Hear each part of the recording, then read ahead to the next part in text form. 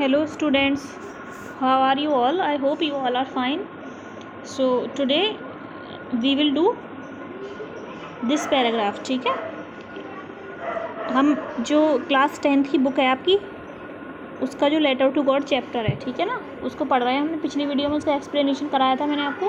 पूरी जो बुक है आपकी उसी में एक एक लाइन का मैंने आपको सब कुछ मीनिंग वगैरह बता के और आपको समझाया था चैप्टर लेटर टू गॉड। ठीक है, अभी हम उसी चैप्टर के जैसे किस टाइप से क्वेश्चंस बन सकते हैं एग्ज़ाम में उस चैप्टर से रिलेटेड। ठीक है, तो वही हम कर रहे हैं। ठीक है, तो आपको कई बार एग्जाम में कुछ जैसे पैराग्राफ दे देगा और उसके क्वेश्चन 1 वर्ड पूछ लेगा, है ना। तो जितने भी उसमें पैराग्राफ्स हैं उन सबको मैं एक एक पैराग्राफ उठा रही हूँ और उसमें से जितने भी क्वेश्चंस बन सकते हैं वो आपको करा रही हूँ। ठीक है ना। सो ऐसे ही हम सारे चैप्टर्स को कंप्लीट करते हुए चलेंगे जो भी आपके टर्म 1 में आ रहे हैं। ठीक है ना, चलिए स्टार्ट करते हैं वीडियो को। और अगर आप चैनल पर पहली बार आए हो तो चैनल को सब्सक्राइब कर लेना। ठीक है, और वीडियो को लाइक कर देना, शेयर कर देना अपने फ्रेंड्स को। ठीक है, देखिए, the house the only one in the entire valley set on the crest of a low hill. पहले हम पैराग्राफ रीड कर रहे हैं, आप खुद भी रीड करिए। From this height one could see the river and the field of ripe corn dotted with the flowers that always promised a good harvest. The only thing the earth needed was a downpour or at least a shower. Throughout the morning, Lencho, who knew his fields intimately, had done nothing else but see the sky towards the northeast. Now we are really going to get some water, woman. The woman who was preparing supper replied, yes, God willing. ठीक है, ये हमारा paragraph है जो हमने book में भी पढ़ा था, समझा था इसका हिंदी मीनिंग वगैरह। अब मैं दोबारा तो इसमें समझाऊंगी नहीं, हमें तो क्वेश्चन आंसर करने हैं। ठीक है, और आपको चैप्टर समझना है तो आप पिछली वीडियो जाके देख सकते हो, प्ले लिस्ट में डली हुई है। एक बार उसको देखोगे, वो बुक में जैसे आपकी बुक में दिया है ना चैप्टर, उसी को मैंने इसमें समझाया है। ठीक है, तो उसको आप एक बार जाके देखो और फिर आप यहाँ आओगे तो ये क्वेश्चंस और इजीली सॉल्व हो पाएंगे आपसे। ठीक है, देखो क्वेश्चन में कह रहा है, where was Lencho's house located. जो लेंचो का हाउस था वो कहाँ पर लोकेटेड था। तो आप बताइए, आप लोग कहाँ पे लोकेटेड था, जल्दी से बताओ।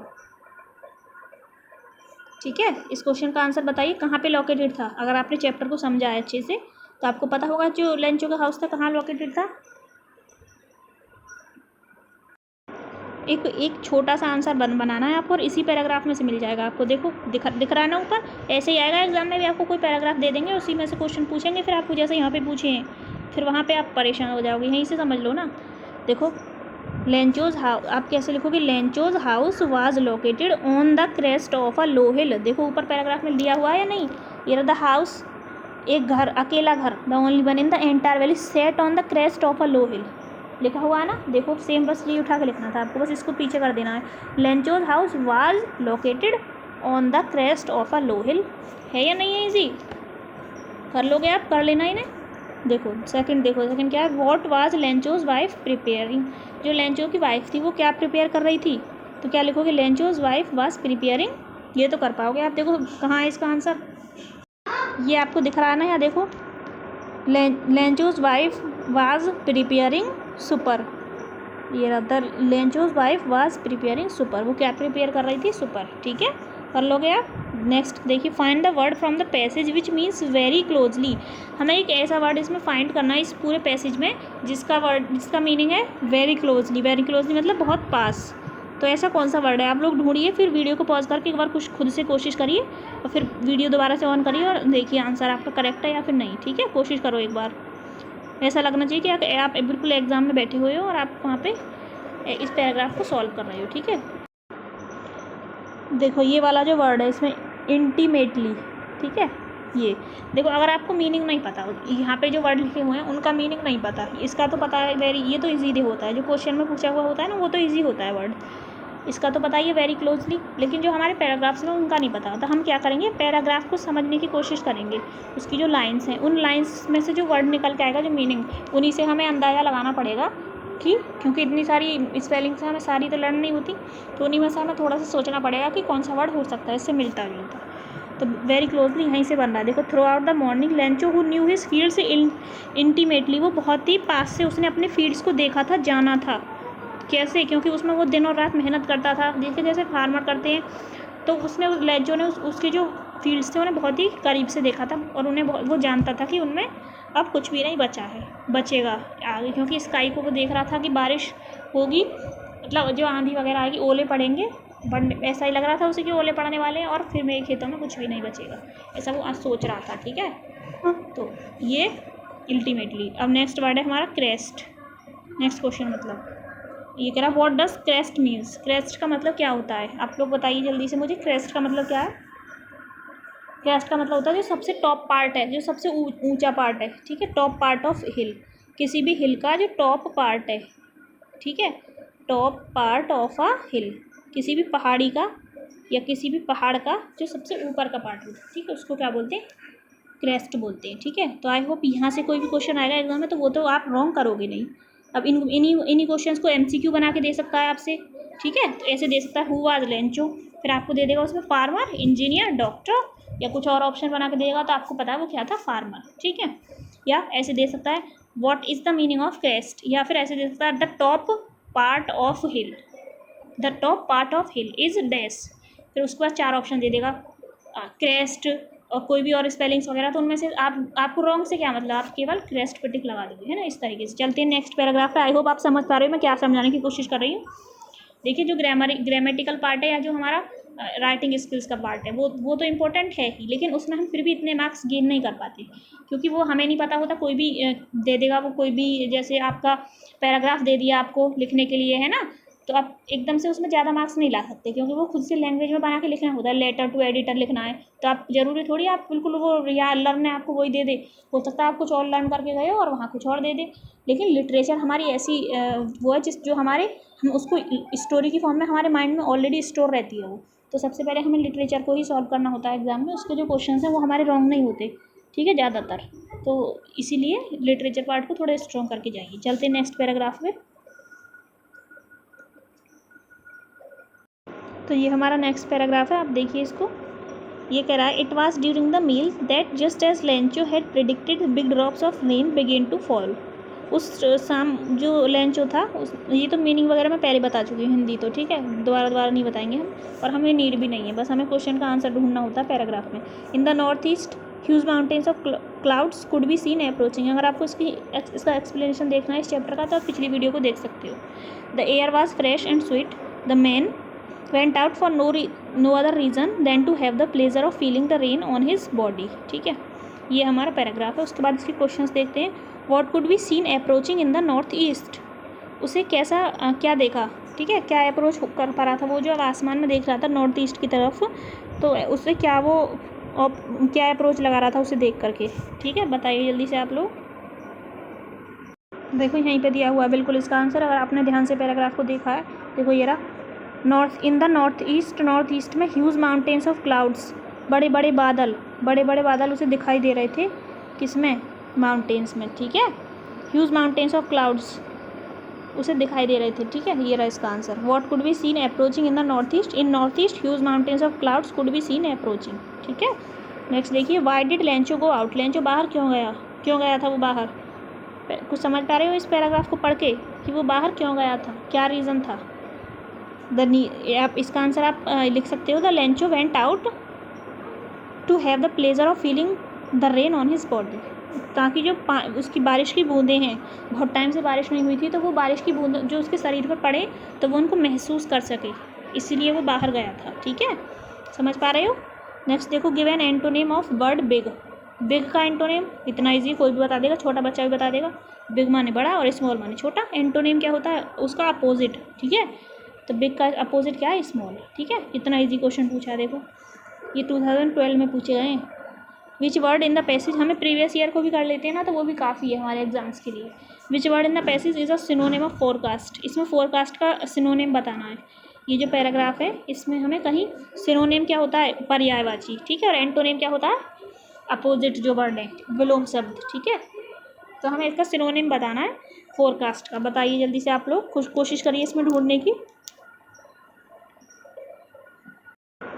कोई बात नहीं, अगर आपसे आ गया आपको तो अच्छी बात है, नहीं आया तो मैं बता देती हूँ। देखो फोरकास्ट का मतलब होता है, मतलब पहले से ही अनुमान लगा लेना, और इसमें भी देखो कहाँ ऐसा लग रहा है, it was during the meal that just as Lencho had predicted, उसने ऐसा प्रिडिक्ट कर लिया था, पहले ऐसा अनुमान लगा लिया था कि बारिश की बूंदें गिरने वाली हैं, big drops of rain began to fall, गिरना स्टार्ट होने वाली है, शुरू होने वाला है बारिश की बूंदों का गिरना, ऐसा उसने पहले प्रिडिक्ट कर लिया था या फिर फोरकास्ट कर लिया था, दोनों की एक ही मतलब है। क्या होता है, पूर्वानुमान लगाना, पहले से अनुमान लगाना या प्रिडिक्ट करना, ठीक है।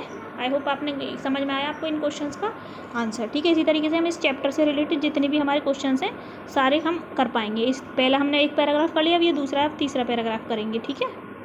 तो अब हमारा नेक्स्ट पैराग्राफ ये वाला है, ठीक है। इसको रीड करते हैं हम और फिर इसके क्वेश्चन आंसर्स करेंगे। आई होप आप एंजॉय कर रहे हो बेटा चैप्टर को, और थोड़ा सा सीरियस होकर और एक बार वीडियो को देख लीजिए 1-2 बार, और आपके इस चैप्टर से रिलेटेड जितने भी क्वेश्चन है वो तो आपके क्लियर हो जाएंगे। इसी तरीके से मैं जो जितने भी चैप्टर आपके आ रहे हैं टर्म 1 में लिटरेचर के उन्हें कंप्लीट कराऊंगी। उसके बाद मैं आपको लेटर टू एडिटर ये सब भी कराऊंगी, ठीक है।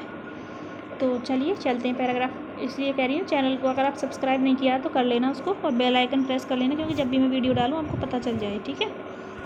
देखिए students, with a satisfied expression he regarded the field of ripe corn with its flowers, draped in a curtain of rain. But suddenly a strong wind began to blow, and along with the rain very large hailstones began to fall. These truly did resemble new silver coins. The boys, exposing themselves to the rain, ran out to collect the frozen pearls. अब question आ जाते हैं, ठीक है। What happened to the rain suddenly? अचानक से क्या हुआ, बारिश अचानक से ऐसा क्या हुआ, ठीक है। रेन में जैसे उसे तो ऐसा लग रहा था, वो तो खड़ा था बाहर लेंचो, उसे लग रहा था बारिश की बूंदें उसके शरीर पे गिरेंगी, वो महसूस करेगा। लेकिन क्या हुआ फिर, ऐसा क्या हुआ अचानक से, जल्दी से बताओ। आप लोग सोचो दिमाग में कि ऐसा क्या हुआ था अचानक से, बताओ बेटा। आप लोग सोचिए अपने माइंड में, एक बार कोशिश करिए, सोचिए क्या हुआ था अचानक से बारिश में। वेरी गुड, आपको पता है, बहुत अच्छा। जो रेन थी वो अचानक से किस में चेंज होने लगी, हेल स्टोन्स में, ओले जो होते हैं उनमें चेंज होने लगी। तो rain suddenly changed into a hail stones, ठीक है। क्या लिखेंगे, the rain suddenly changed into very large hail stones, ठीक है। नेक्स्ट क्वेश्चन है, the frozen pearls refers to which thing in the paragraph. ये जो फ्रोजन पियरल्स है ये किस चीज़ के बारे में बता रहा है इस पैराग्राफ में। इसमें कहीं भी देखो ये रहा फ्रोजन पियरल्स दिया हुआ है ना, ये रहा exposing themselves to the rain out to collect the frozen pearls. इसका ये क्यों दिया गया है इसमें पैराग्राफ में, इसका मतलब क्या है आप लोग बताओ मुझे। ये वाला आप खुद सोचो अपने माइंड में अपना आंसर, फिर उसको चेक करना, मैं बताऊंगी अभी कि करेक्ट है या नहीं, ठीक है। अब देखो आपको बिल्कुल भी इसका मीनिंग नहीं पता फ्रोजन पियरल्स का, लेकिन फिर भी आप इसका आंसर ढूंढ सकते हो। देखो इसको, इस वाली लाइन को पढ़ो जहाँ पे ये दिया हुआ है। मैं आपको बता रही हूँ एग्जाम में अगर आपको नहीं आ रहा किसी भी वर्ड का मीनिंग तो आप उसको कैसे ढूंढोगे। देखो द बॉयज़, ये जहाँ पे भी ये वर्ड है ना फ्रोजन पियरल्स, इस लाइन को अच्छे से पढ़ने की कोशिश करो। The boys exposing themselves to the rain, लड़के जो थे उन्होंने अपने आप को एक्सपोज कर दिया था रेन के सामने। Rain out to collect the frozen pearls, यहाँ से देखो रेन आउट टू कलेक्ट, वो दौड़े इकट्ठा करने के लिए, कलेक्ट करने के लिए। अब खुद सोचो वो क्या क्या कलेक्ट करने के लिए खड़े हुए होंगे जब बारिश हो रही थी, ओले गिर रहे थे, हेल स्टोन्स गिर रहे थे। तो सिंपल सी बात है ना कि वो हेल स्टोन्स को ही तो कलेक्ट करने के लिए दौड़े थे। और यही कह रहा है to collect the frozen pearls, इसका मतलब ये हेल स्टोन के बारे में भी बात कर रहा है। ये जो फ्रोजन पियरल्स है ना इसका मतलब क्या है, हेल स्टोन्स, ठीक है, जो कलेक्ट करने के लिए दौड़े। तो इस तरीके से आप ढूंढ सकते हो किसी भी उसका आंसर, ठीक है। ये नहीं है वहाँ पे डर जाओ कि ये कैसा वर्ड है अजीब सा, ये तो हमने आज ही देखा है, ऐसा नहीं है, ठीक है। आपको उसको समझना है कि कलेक्ट कर रहे थे वो फ्रोजन पियरल्स, अब वो ओले कलेक्ट कर रहे थे तो इसलिए हेल स्टोन्स, ठीक है। आई होप आप बेटा समझ आ गया आपको मैं क्या समझा रही हूँ। नेक्स्ट देखिए, find the similar meaning of contented in the paragraph. Contented का मतलब क्या है, किसी कोई चीज़, कंटेंटेड का मतलब क्या होता है, वैसे सिमिलर मीनिंग बताना है इसका पैराग्राफ में। मतलब जब हम कंटेंटेड का मतलब होता है जब हम किसी चीज़ से मतलब एग्री हैं, हम कंटेंटेड हैं, एग्री हैं, है ना, या कह सकते हैं आप संतुष्ट हैं हम, है ना।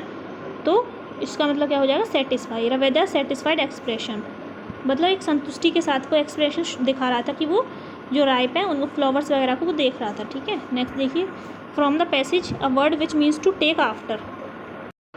ये जो टेक आफ्टर वाला वर्ड है इसका बताना है इस पैसेज में, तो इसका मीनिंग है रिसेंबल, ठीक है। क्या है, रिजेंबल, ठीक है। जैसे आप किसी this truly did resemble new silver coins, ऐसा लग रहा था कि जो वो ओले हैं वो कैसे लग रहे थे, न्यू सिल्वर कॉइन्स की तरह लग रहे थे, ठीक है। तो टेक आफ्टर का मीनिंग क्या है, रिजेंबल।